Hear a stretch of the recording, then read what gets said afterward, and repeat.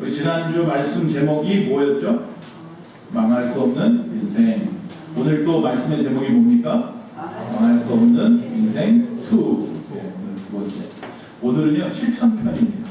지난 말씀은 실천편이에요. 그럼 지난 말씀이 기억이 나셔야 하는데 주보에 있지만 이미 여러분 시간이 없으니까 예배 시간에 앞에 집중해야 되니까 지난주 말씀 첫 번째가 뭐였습니까? 의인은 세상에서 버림을 받아도 넘어지지 않습니다. 왜? 주님의 변함없는 사랑이 있기 때문입니다. 있습니까? 두 번째, 의인은 죄를 지어도 그래서 그것 때문에 힘들어할 때라도 회개함으로 죄사함을 받기에 넘어져도 일어날 수 있습니다. 의인이 무욕하여 넘어져도 주님의 능력을 듣기에 우리는 다시 일어날 수 있습니다. 할렐루야. 사랑하심과 죄사하심과 하나님의 그 능력을 우리가 믿기에 우리는 다시 일어납니다. 의인은 뭐예요? 죄 없는 자가 의인인데 죄 없는 자는 없어요. 예수를 믿어 의롭게 된 자가 저와 여러분입니다. 그래서 저와 여러분은 7번 넘어지라도 8번 일어나는 귀한 복된 인생인 줄로 믿습니다. 한 초등학교 6.25 상기표가 있었습니다. 제가 앞에서 한번 그림을 한번 그려봤는데 내용이 뭐예요? 나는 뭐 공산당이 싫어요. 무찌르자 공산당, 잊지 말자 6.25. 이게 무슨 말이야 도대체? 저 어렸을 때는 6.25만 되면 포스터 그리고 표 만들고 그랬어요. 기억하십니까? 30대 이상만 돼도 다 썼을 거예요. 자, 그런데 그 중에서 한 표를 보고 선생님이 뒷목 잡고 넘어졌습니다. 이런 건 우리가 평범하잖아요. 뭐라고 써 있었느냐? 자, 넘겨보시면 6.25는 무효다. 다시 한번 붙어보자 라는 것입니다. 자, 여러분 우리가 이 민족이 이 땅에 계속 흘러오면서 외침이 수없이 있었어요. 그런데 근현대사를 볼 때에 근현대사 속에서 이 민족이 어려웠던 시절이 있었어요. 창피했다면 창피했고 부끄럽다면 부끄럽고 남 앞에 보여주고 싫었던 그런 시대들이 있었단 말이죠. 그것이 어떤 것이 있었냐면 일제강점기가 그랬었을 테고 우리 앞에서 이 6.25 포스터처럼 6.25라고 하는 피비린내나는 민족 간의 그런 전쟁이 있었단 말이죠. 뭐 군부 독재도 있었고 뭐 여러 가지 보기 싫고 부끄러웠던 시간들이 있었을 거예요. 그런데 오늘 말씀 속에 보니까 이 이삭이라고 하는 사람, 아브라함의 아들이죠. 아브라함의 아들인 이삭에게도 부끄러웠던 시절이 있었어요. 사람마다 생각해 보세요. 여러분 살아온 날들이 얼마일지 모르겠지만 살아온 날들을 돌아보면 후회스러웠던 때도 있었고 정말 창피하고 수치스러웠던 시절도 있었을 거예요. 요새 말로 이불킥 할 만큼 부끄러웠던 시절도 있었을 거예요. 자, 오늘 이삭에게 있어서는 오늘 말씀 창세기 26장이 바로 그런 때예요. 자, 이삭에게 있어서 왜 이때가 가장 지워버리고 싶은 시간이었는가? 첫 번째, 그는 기근을 만나서 뭘 만났다고요? 기근을 만나서 하나님이 허락하신 땅을 버리고 도망갔죠. 어디로? 자기 아버지가 기근을 만났을 때 어떻게 했더라 생각해 보니까 애굽으로 갔잖아요. 자기들도 애굽으로 가려고 도망가서 하나님을 버리고. 두 번째, 그곳에 가다가 중간에 멈췄죠. 하나님 멈추라 해서 멈췄어요. 그다리라고 하는 땅. 한 중반도 못 갔어요. 그러니까 블레셋 땅쯤에 머물렀어요. 자, 그런데 문제는 거기서 마치 그 아버지, 즉 아브라함처럼 자기 부인이 너무나도 예뻐서 혹이라도 해코지를 당할까 싶어서 부인이 해코지 당하는 게 아니라 누가? 내가 해코지 당할까봐 누이하고 속이자라고 하는 거죠. 그런 또 죄를 지었어요. 또 그리고 난 다음에 거기서 어떤 일이 벌어집니까? 땅에 정착해서 땅을 막 파서 우물을 만들어야 되니까 먹고 살아야 되니까 물이 필요해서 우물을 파면 물이 나오긴 나오는데 뭐예요?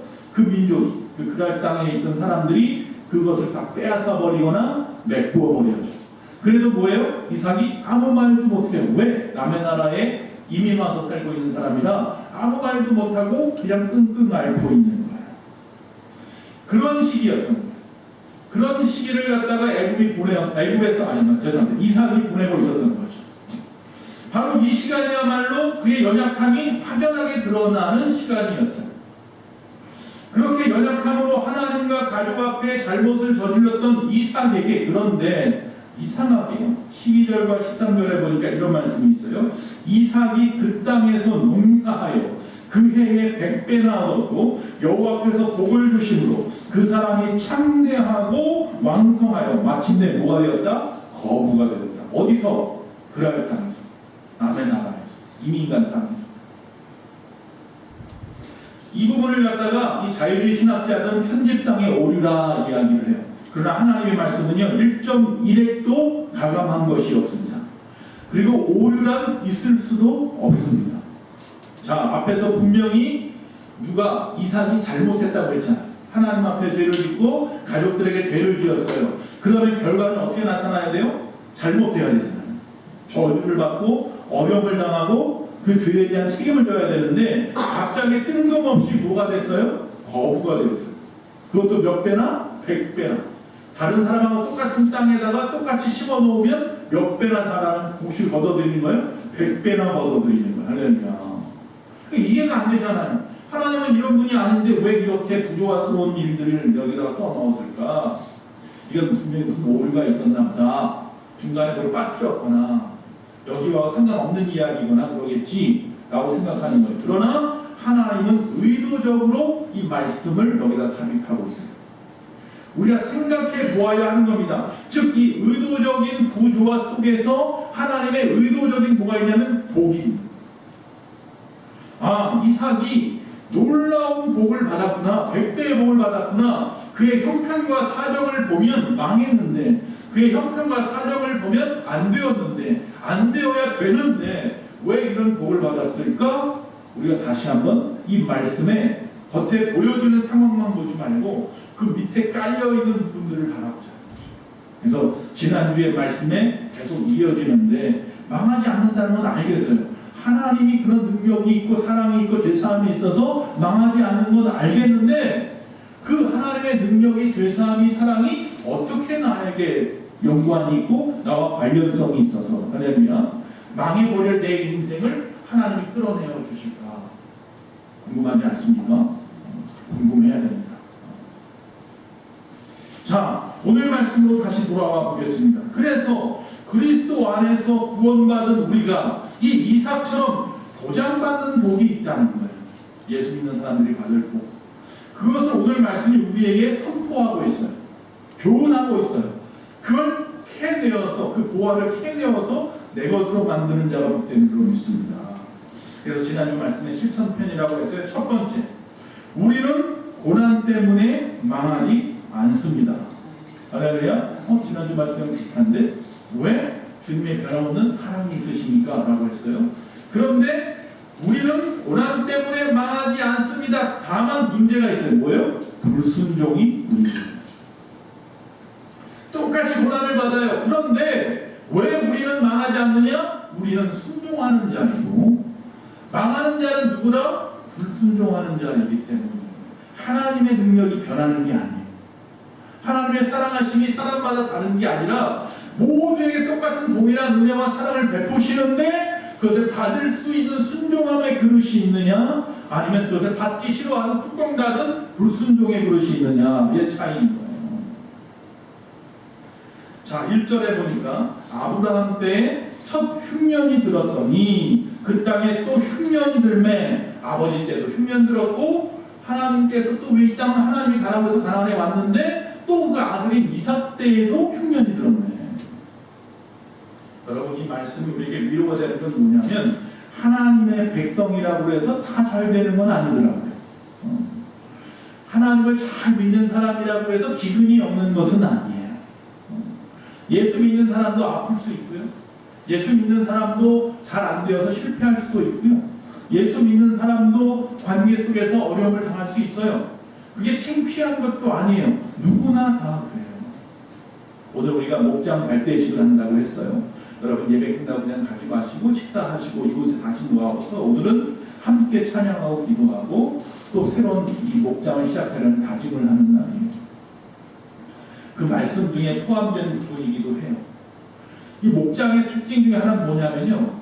나만 아픈 줄 알았는데 그 목장에서 서로 나누고 경험을 이야기하고 기도하다 보면 남들도 나만큼의 아픔이 다 있더라는 거예요. 그걸 깨닫게 돼요. 그래서 서로 위로해주고 서로 사랑해주고 보듬어줄 수 있는 그게 뭐예요? 목장이에요. 교회라고 하는 큰 공동체 안에서 그걸 해주어야 하는데 할 수 있어야 하는데 다 할 수 없단 말이죠. 목사 혼자 다 할 수 없는 거잖아요. 그래서 목장을 통해서 서로 사랑하며 서로 나누며 사랑하며 의지하며 힘이 되어주고 도와주고 하려면 그런 아름다운 초대교회와 같은 관계를 맺으라는 것. 그래서 우리가 지난 3년 동안 뜨겁게 기도하고 준비하고 우리 총직이 대학도 하고 졸업식도 하고 이제 그분들 중심으로 뭐가 시작되는 거예요? 목장이 시작되니 여기 있는 분들 한 분도 빠짐없이 다 목장에 소속되어 있어요. 그러니까 여러분들이 모이게 좀 힘써서 여러분의 아픔을 나눌 수 있었으면 좋겠습니다. 할렐루야. 아멘? 왜 아멘이 없을까? 자, 하나님의 백성이라고 해서 뭐든지 잘 되지 않는다. 하나님의 백성도 먹을 것, 마실 것이 없을 때도 있더라. 그러나 그 고난 때문에 망하지 않는다. 할렐루야. 그 차이인 거예요. 보니까 이삭은 망하지 않았어요. 오히려 고난 때문에 100배의 복을 받았어요. 전화이고. 우리도 마찬가지입니다. 형통의 때가 있기도 하고 고난의 때가 있기도 해요. 그러나 단지 믿음 없는 자들은 또 그들과 우리의 다른 점은 우리는 믿음이 있다는 것. 그래서 믿음으로 뭐한다? 일어설 수 있다는 말. 그 믿음을 통해서 하나님이 누구의 편이 되는 거예요? 우리의 편이 되는 거예요. 그럼 우리가 이 고난 때문에 무너지지 않으려면 어떻게 해야 된다? 순종하면 되더라. 이삭이 무슨 순종을 했나요? 가만히 보니까 아브라함 아버지 때에도 기근을 당했고 이삭 때에도 기근을 당했는데 아브라함은 어떻게 했어요? 애굽까지 내려가 버렸고 이삭도 아버지 생각하고 자기도 내려가려고 했는데 하나님이 멈춰라 그러니까 그랄 땅쯤 와가지고 반도 못 가서 하나님이 멈추라고 하는 곳에 스탑하고 멈춰버렸더라.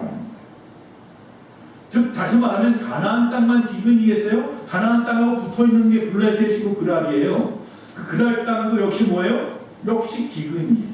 그러나 하나님이 그곳에 그만 가고 멈추라 하니까 멈추어 섰다. 내가 보기에는 애굽이 나아요. 애굽까지 가야 돼. 거기는 마르지 않는 강이 있어. 무슨 강이? 나일 강이 있어. 그러니 우리는 거기까지만 가면 돼. 이런 생각이 우리 가운데 강하게 들면 남의 소리는 들리지 않아요. 하나님의 음성이라고 제가 아무리 이야기를 하고 말씀을 드리고 권면을 해도 안 들려요. 왜? 내 눈으로 보고 내 귀로 직접 들은 그곳에서 현장에 있었던 사람에게 들은 이야기만 들리고 그래요. 영화는 가려지고 세상의 것만 바라보고 그 차이는 뭐냐? 하나님의 말씀을 믿고 순종하느냐 안 하느냐의 차이라는 말이에요. 이삭은 그 아브라함처럼 애굽에 내려가지 않고 그곳에 머물므로 말미암아서 하나님의 약속하신 100배의 복을 받았더라. 여러분 12절에 100배의 복이라고 했어요. 여러분 100이라는 숫자는 딱 정확하게 계산해서 100배는 아닐 거거든요.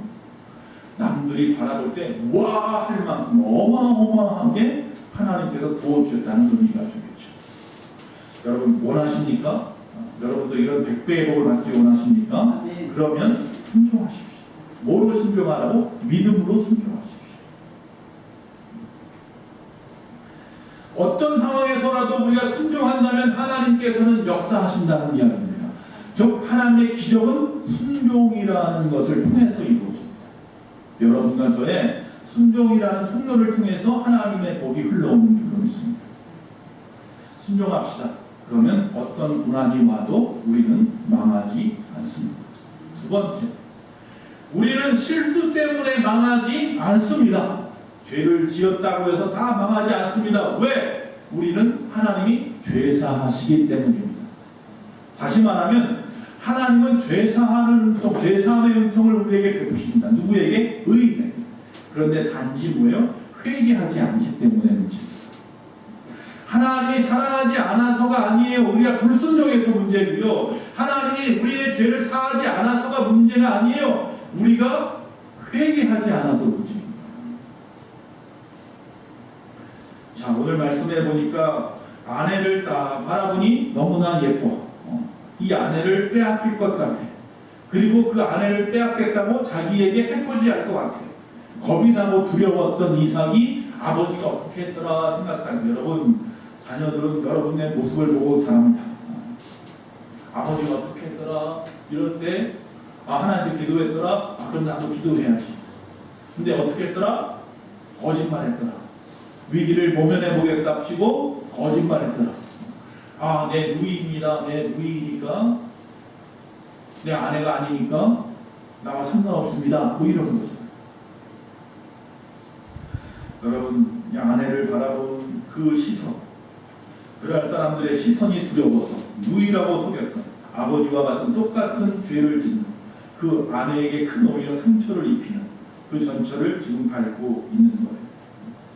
몇 년 전에 우리가 이제 1년에 한 번씩 매년 초에 교단의 목사님들과 부부간에 모여서 신무 예배를 드려요. 한 해를 또 시작한다고.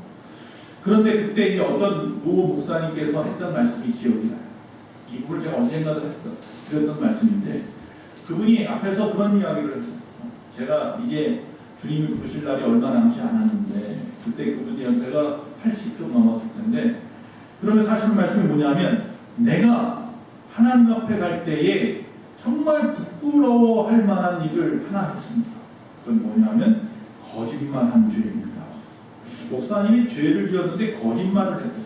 어떤 거짓말을 했느냐? 크게 두 가지인데 하나는 뭐냐면 성도님들이 기도 부탁을 했는데 알겠습니다, 기도하겠습니다 하고 기도하지 않은 죄.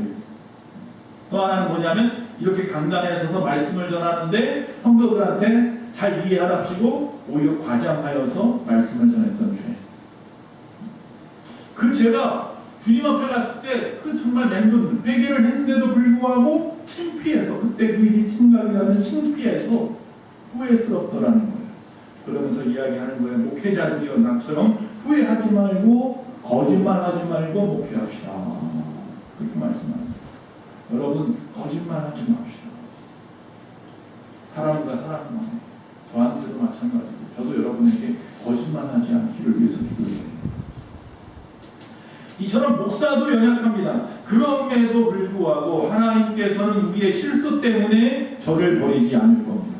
왜? 저는 날마다 하나님 앞에 뭐하니까?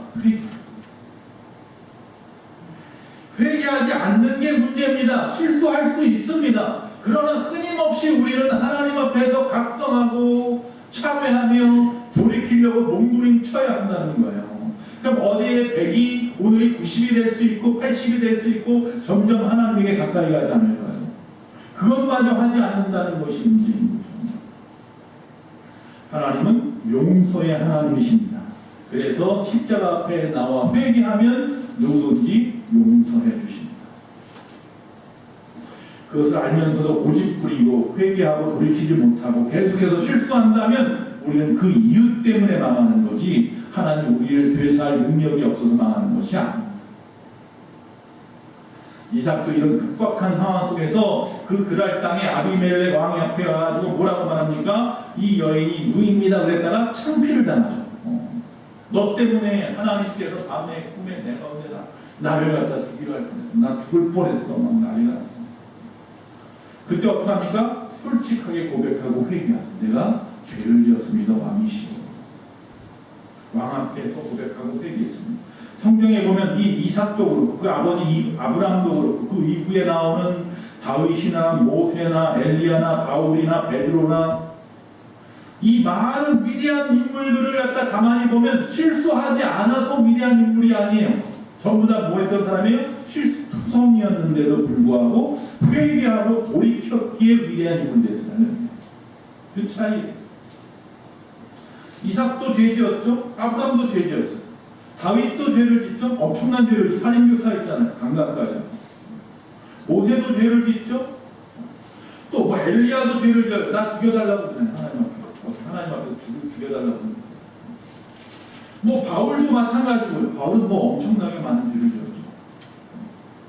베드로도 마찬가지고. 나 절대로 예수님 부인하지 않습니다. 그러면 3번이나 부인하는데 저주까지 하면서 예수님을 부인했죠. 그러나 그들은 전부 다 위대해질 수 있었던 것은 회개했기 때문에. 3번째. 우리는 환경 때문에 망하지 않습니다. 그렇다고 하나님 앞에서 우리의 모습을 돌아봤을 때 어떻습니까? 환경 때문에 망하는 게 아니라 하나님을 떠나기의 문제입니다. 하나님은 능력의 하나님이지. 할렐루야. 그 하나님을 능력을 바라보지 못하고 세상 능력 쫓아서 떠나가니까 문제. 척박한 땅에서 우물을 파는 거요 쉽지 않아요. 월드비저 통해서나 아니면 선교사님, 아프리카라든지 오지에 가 있는 선교사님들의 간증을 들어보면 그들이 하는 일 중에 가장 큰 일이 뭐냐면 우물 파는 일이에요. 그 땅에 이제 우물을 파서 물을 주는 거예요. 정말 먹을 수 없는 오염된 물들을 마시잖아요. 그 우물 파는 일이 가장 큰 일인데 우물을 하나 팔려면요 적게는 1,000만 원, 많게는 2,000에서 3,000까지도 들어요. 큰 돈이 우리도 큰 돈인데 그 나라에 있어서는 거의 동그라미 하나 더 붙일 만큼 큰 돈입니다. 그래서 선교사님들 그 일을 갖다 한다는 것이 쉽지 않은 일인데 그 일을 통해서 많은 사람들이 마음의 문을 여니까 여기에다가 집중해서 우물을 파기도 합니다. 자, 이 일을 갖다가 하는 것 다 보세요. 그러나 그 당시 지금은 기계로 파요. 그렇죠? 제가 아는 목사님도 강화도에서 김포하고 강화도 쪽에서 뭐 하시냐면 투잡을 끄시는데 하나 뭐냐면 우물 파는 일을 해요. 지금도 하더라고요. 지금도 이 농사 짓는 땅, 이 밭이나 이런 농지에다가 우물을 판대요. 그래야 거기 밭일을 하고 있기 때문에 이 섬이라고 그런지 그런 일을 한대요. 근데 많이 하고 지금도 아직도 할 일이 많다고 그러더라고요. 여기저기서 많이 불러서 많이 써 있더라고요. 그 수첩을 보여주는데 그냥 쭉쭉 써 있어. 일정. 목사님이 그 일을 하시더라고요. 동생분이 그 일을 하는 건데 같이 도와주는 일이에요. 근데 이 우물 파는 일에 대해서 그분에 대해서 자세하게 들었어요. 근데 이분이 이야기하는 것이 쉽지 않아요. 선교지를 가서 우물을 파줘야 돼요. 몽골에서 우물 파달라는 소식이 가끔씩 오는데 선교사님한테 가기 위해서 그곳에 몽골에서 우물 파는 기계가 있으면 파주겠는데 없으면 가져가야 되잖아요. 근데 이게 엄청 커서 배로 움직여야 되는데 한 번 움직이는 운반비가 약 3,000에서 5,000만 원입니다. 그럼 어떻게 가져가요? 우물 파는 거예요. 그럼 거기 가서 우물 파는데도 돈 들이고 뭐 하면 엄청난 돈이 필요한 거죠. 그러니까 우물 파는 기계가 있는 동네 같은 데는 상관없는데 없는 데는 힘들다는 거예요. 기계가 있으니까 그래서 지금 파는데 이삭 때는 그런 기계가 있었나요? 없어요. 뭐로 팠겠어요? 삽으로 파고 곡괭이로 팠겠죠. 그렇게 팠는데 거기서 뭐가 나와요? 물이 나오면 얼마나 좋겠어요. 근데 이 그랄 땅의 원주민들은 파도 물이 안 나와요. 그런데 이삭은 파기만 하면 뭐가 나와요? 물이 나와요. 할렐루야. 여러분마다 하나님 앞에 파십시오. 기도의 우물을 자꾸 파시면 하나님께서 응답의 불을 가득가득 채워서 넘치도록 부어주실 줄로 믿습니다. 파지 않으니까 문제예요. 자, 만약에 저와 여러분 같은 경우에 이삭의 입장이 되어보세요. 남의 나라 갔어요. 멀리 가지도 못하고 바로 옆 나라예요. 거기 이민으로 왔어요. 근데 이주민이에요. 이주민으로 왔는데 그 원주민들이 계속해서 핍박을 하는 거예요. 뭐 좀 먹고 살겠다고 좀 해보려고 하면 와가지고 시비 걸고 빼앗아가버리고 땅을 메꿔버리고 우물을 메꿔버리고 뭐 어떻게 살겠어요. 그러나 하나님께서 멈춰버려서 멈춘 곳이니까 이제 다시 돌아가라 할 때까지 그곳에 있는 거예요. 떠나지 않고 하나님 말씀 붙잡고 끝까지 떠나지 않고 있는 거예요. 에이 다시 애국으로 가야지. 그러지 않더라는 거죠. 그게 중요한 거예요. 여기서 그가 파는 대로 물이 나오고 농사가 잘 되어 100배의 결실을 얻은 것은 하나님의 말씀 앞에 멈추었기 때문입니다. 그 말씀에서 떠나지 않았기 때문이에요. 우리 여러분 하나님 앞에 환경을 핑계대고 일을 핑계대고 건강을 핑계대고 물질을 핑계대고 있지만 하나님 앞에서 떠나지 마십시오. 그렇다고 떠나지는 마십시오. 여러분 이 시간 거룩한 주일 주님 앞에 있는 분들이 복되기를 믿습니다. 여러분의 모습이 이삭과 같은 믿음이었습니다. 하나님께서 오늘 이 시간 이 예배를 통하여 여러분이 파놓은 그 우물마다 넘치는 물로 생수의 물로 가르쳐 주실 줄로 믿습니다. 탈무드에 보면 어느 구두쇠 노인에 대한 가족에 대한 내용이 나와요. 이 구두쇠 노인이 나이가 많이 들어서 임종을 앞두고 있었어요. 그래서 이 가족들이 다 모였어요. 그래서 구두쇠 노인이 마지막으로 아주 신에겨운 목소리로 가족들을 한 사람 한 사람 부르기 시작합니다. 큰아들아, 네. 작은아들아, 네. 며느라, 네. 손녀딸아, 네. 그래서 갑자기 구두쇠 노인이 어디서 힘이 나는지 벌떡 일어나요. 그러면서 뭐라고 그랬느냐면 여기 다 모여 있으면 가게는 누가 지키니? 그렇게 말합니다. 이 노인은 죽는 순간까지도 그의 마음에 뭐가 있어요? 물질에 대한 생각밖에 없어요. 이분의 목표는 물질이에요. 우리의 삶이 이처럼 왜곡된 목표를 가지고 살아가고 있지 않느냐는 거예요. 우리가 죽을 때 그 돈 한 푼도 안 지고 가요. 옛날에 보니까 저희 할아버지 때 보니까 땅 타고 이제 산소지 만드는 분들이 노잣돈 왜 노잣돈이 필요해? 자기 돈 달라는 거잖아.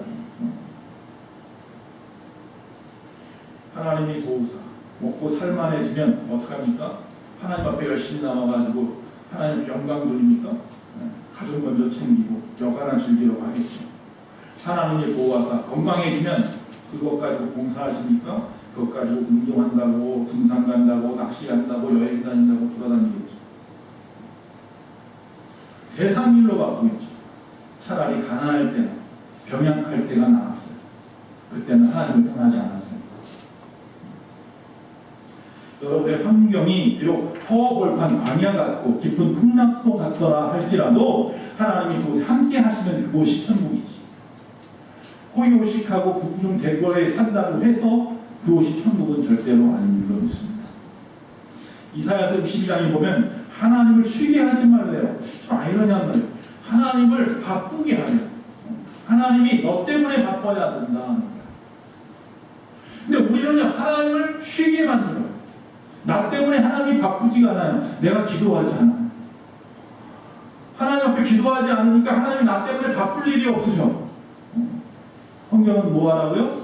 하나님을 쉬게 하지 말아요.